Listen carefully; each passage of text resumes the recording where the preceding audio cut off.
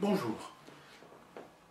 Nous faisons la suite à l'introduction qui était présentée dernièrement, à la dernière vidéo. Et on va aborder actuellement l'islam politique dans son histoire. Moi, personnellement, par rapport à cette question, je considère que l'islam politique actuel se divise en essentiellement quatre grandes sources. Bon.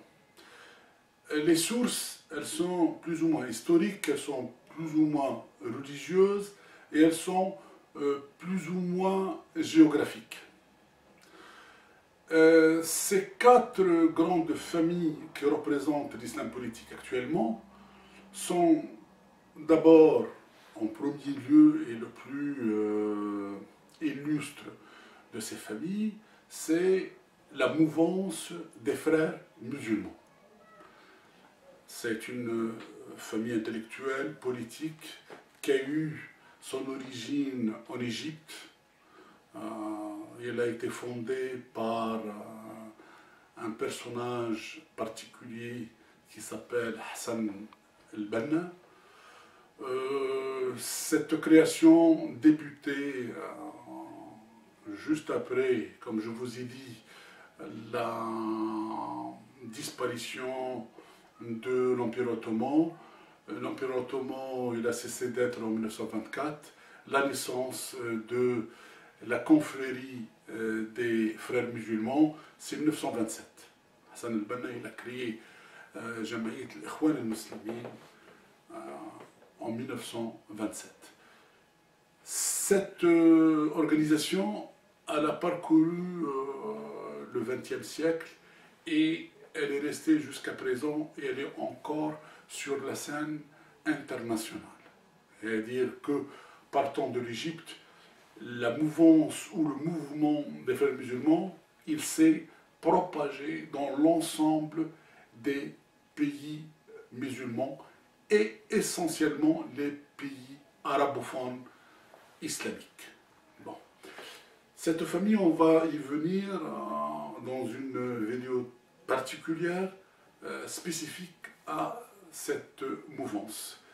La deuxième mouvance, c'est une autre organisation, ce qu'on appelle Hizb al-Tahrir, et elle est d'inspiration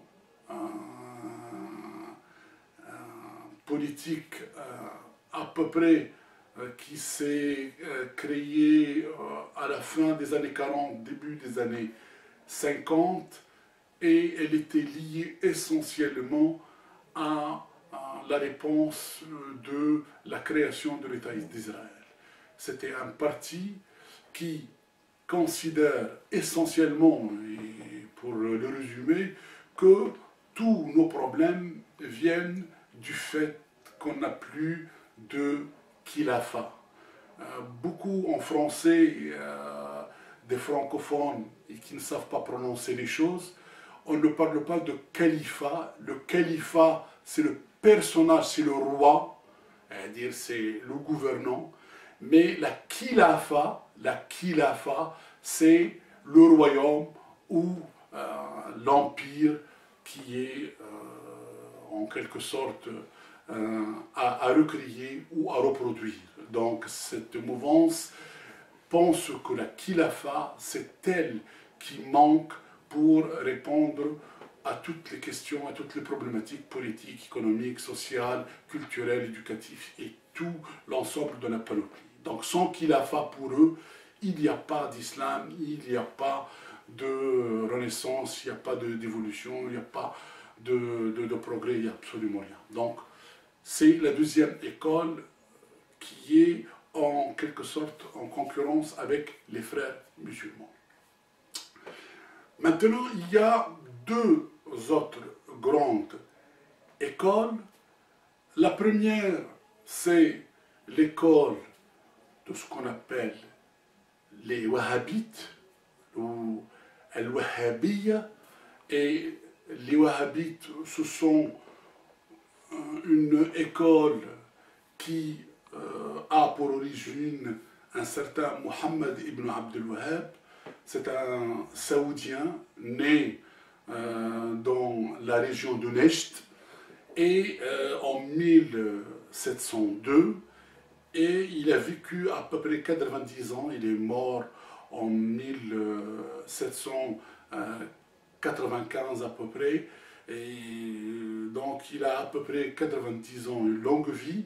Mais c'est une vie très très intéressante parce que ce personnage, il a créé tout un mouvement religieux et politique qui a marqué cette région et qui a contribué à la lutte contre l'Empire ottoman, et qui est né juste après comme gouvernement, après la chute de l'Empire ottoman. La naissance de l'Arabie saoudite, elle est à peu près en 1926-27, juste après la mort de l'Empire ottoman. Et je parle de l'Arabie saoudite parce que Mohammed ibn Abdul Wahhab, ce personnage qui a créé le wahhabisme, cet homme religieux, cet imam, a fait une alliance politique avec l'un des princes de l'Arabie de l'époque, de son époque, qui était Ahmed ibn al-Saoud. Ce al-Saoud, c'est lui qui a fait cette alliance et qui a pris le côté politique, le côté armé, côté organisation militaire, et qui a eu pour caution dans sa démarche l'école religieuse ou l'imam qui était Mohammed ibn Abdul Wahhab. Cette alliance entre l'épée et le livre ont fait la naissance de la première tentative de ce qu'on appelle le Mamlaka al-Arabie saoudite. Dans un premier temps, avec la fin de la vie de Mohammed ibn Abdul Wahhab, et elle a été défaite par Ali Becha, c'est-à-dire le gouverneur à la solde de l'Empire ottoman égyptien, qui a envoyé son fils et qui a envoyé pas mal de campagnes pour détruire cette puissance naissante d'Arabie saoudite. Et il a fini par obtenir gain de cause. Il a défait en 1817, 16-17, qui a fait cesser toute aspiration à cette expérience jusqu'en 1926-27, après la chute complète de l'Empire ottoman et la création de l'Arabie saoudite. On revient au wahhabisme. Le wahhabisme, donc, c'est une doctrine religieuse très particulière. Elle a pour inspiration deux grandes périodes de référence. La première période de référence, c'est Ahmad ibn Hanbal ou al-Hanabila. Donc, c'est l'école salafiste qui a créé cette mouvance qui est une référence pour Mohammed Abdul Wahhab, et une deuxième référence qui est Ibn Taymiyyah et Ibn al-Jawzi, qui sont des théologiens, des religieux du 7e, voire 8e, début 8e de l'ère de l'Hégire. Donc on parle bien là à l'époque où les Mamaliks étaient assez faibles et ils subissaient les assauts des Mongols et des Tatars de l'époque. Donc on était sur cette période assez particulière et assez critique. Et cette doctrine de Ibn Taymiyyah, elle a forgé un tout petit peu la lutte armée contre l'envahisseur, et elle a forgé tout le corpus idéologique de résistance et qui est actuellement utilisé pour légitimer des actions violentes et une lutte armée contre les puissances hostiles à l'islam d'après les djihadistes et les wahhabistes. Donc les wahhabistes, c'est une mouvance religieuse salafiste. Elle trouve ses origines actuelles, elle est présente en quasi-totalité sur l'Arabie saoudite. L'Arabie saoudite, elle est gouvernée par cette mouvance, par cette école, par cette doctrine religieuse. Et elle représente une sorte de prosélytisme extra-arabie pour essayer un tout petit peu d'uniformiser le monde musulman à l'image des wahhabites. Et pour cela, cette puissance pétrolière dépense des milliers et des milliards de dollars pour propager la doctrine wahhabiste et pour unifier le monde musulman à l'image de l'Arabie saoudite pour renforcer sa puissance et sa présence dans le monde. Ça, c'est la troisième école qui est sur la scène actuelle et qui représente un aspect politique majeur dans le monde moderne. Il y a une école qui n'est pas loin du wahhabisme comme trame idéologique, mais c'est ce qu'on appelle le salafisme djihadiste ou salafi al-djihadiyya qui a commencé son histoire dans la lutte contre les Russes. La naissance de ce qu'on appelle le djihadisme a commencé avec la lutte contre les Russes qui ont envahi en 1979 la région de l'Afghanistan. Et à partir de là, 80-81, les premiers moudjahidines arabes sont arrivés sur l'Afghanistan.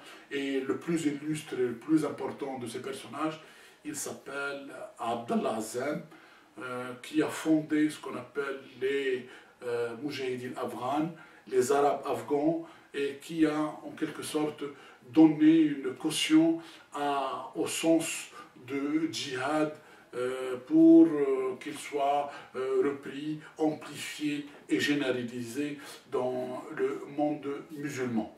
Donc cette école djihadiste et salafiste, elle vient de ce contexte historique qui, il ne faut pas l'oublier à l'époque, était encouragé, financé, armé, techniquement soutenu par deux puissances un peu relatives qui étaient les États-Unis d'un côté et l'Arabie saoudite de l'autre.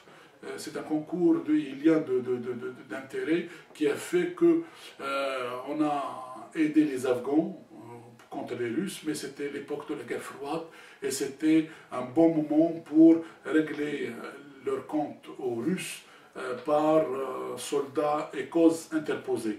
Les moudjahidines afghans de l'époque faisaient un tout petit peu un travail de libération nationale, mais indirectement, ils servaient les intérêts de la stratégie américaine qui contrait et qui contenait la progression russe de l'époque.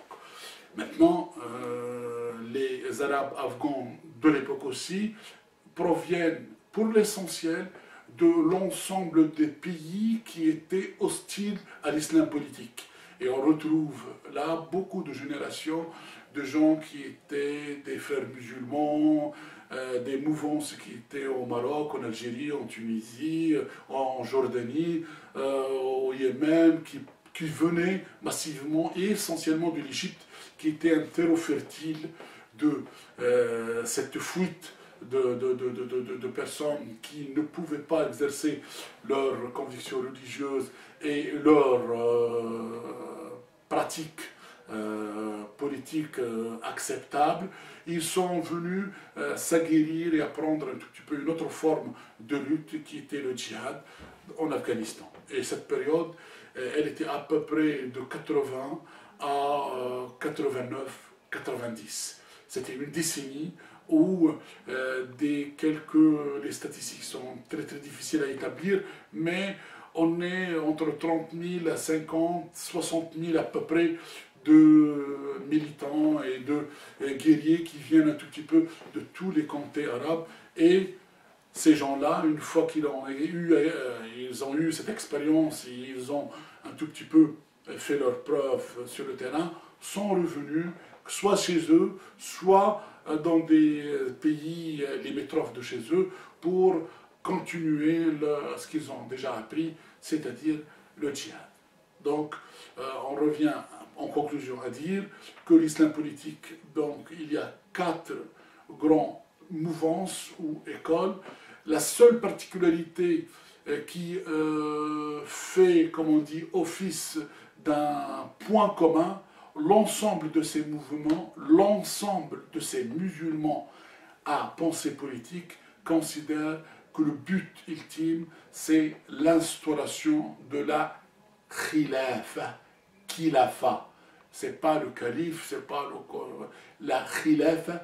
Le khilafa, c'est un corpus organisationnel inspiré pour eux de la première expérience du prophète avec ses compagnons et qui est un retour un tout petit peu aux origines dans le modèle organisationnel, celui du prophète et ses compagnons. Donc la khilaf qui était espérée, c'est le point commun qui lie l'ensemble de ces mouvements.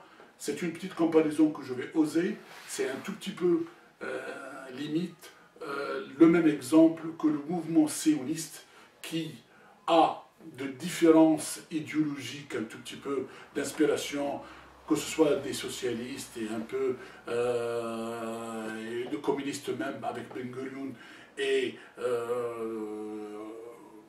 de droite et d'extrême droite tels que les Lubavitch ou certains rabbins extrémistes. Toute cette mouvance sioniste s'accorde dans un seul point, c'est d'abord la création de l'État d'Israël, c'est-à-dire ça un point.